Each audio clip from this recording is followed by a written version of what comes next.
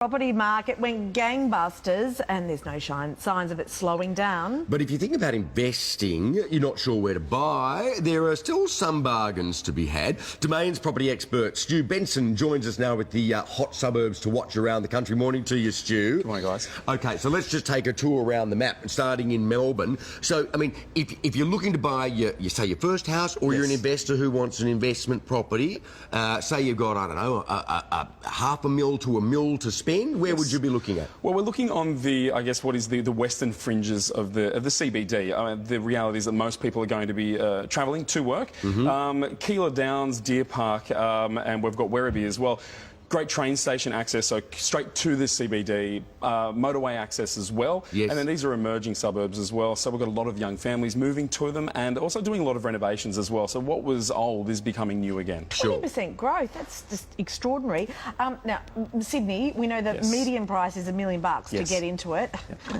You know, hard to really fathom that. Don't get me started. Yeah, talk to us about the growth in Sydney. Well, the state government has put a lot of infrastructure into the Oran Park region, so we're seeing rail, motorways, and also town planning, strategic town planning to take into consideration the influx of families. So we're talking parks and facilities. But then the northwest as well. So we've got your Rudy Hills and your Doonside areas. Again, areas that are going through a gentrification. They are traditionally held by people who've been in there for 30, 40 years. And now we're seeing younger families buying these properties and they're renovating them. They're seeing, these television shows about, changing up properties, and these suburbs are becoming fresh and new again. Sure. I hope that doesn't augur badly for the Rudy Hill RSL. That won't lose its character. Well, no, I mean, it's the second city of Sydney, right? Totally. So, You got It's gone up 100%. What about Brizzy?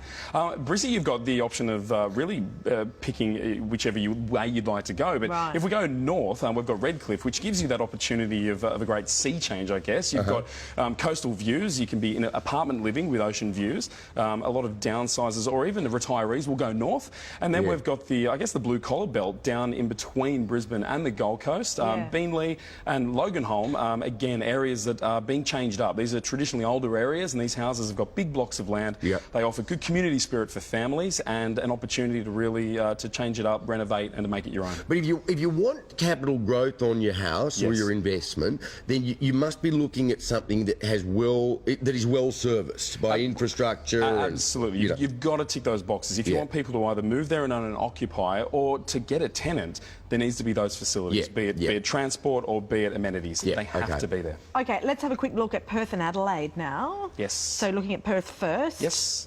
So Perth, really, you can go east of the CBD. You wouldn't want to go west, you'd end up in the water, but you can go east of the CBD. South Lake is an emerging suburb, a lot of new homes that are popping up in the area around, again, these are local councils that are putting changes to infrastructure around parks and recreational facilities for families. Adelaide, you swing back into the centre of the country, and again, Brooklyn Park, it is 10 minutes from the CBD. Not often you get an opportunity to buy 10 minutes from the CBD under $400,000 in any city. Look, the flight path noise might be a deterrent, but if we look at Sydney, for example, and you look at Mascot, traditionally, maybe back in the day, you wouldn't live there, and now it's a booming suburb that people line up to get into. Just do what we did, just have heaps of kids, and then you won't even hear the That's aircraft exactly noise. Thank you very much, Stu. Thanks for having me, guys. See you. We used to live right under the flight path. They would line up on our street, and by the time they landed, if you weren't careful, they'd knock your chimney pot off. Really? Yeah, truly. That was low. You could watch in-flight movies if you stood on your roof. You had a very high-rise house, though. Yeah, true.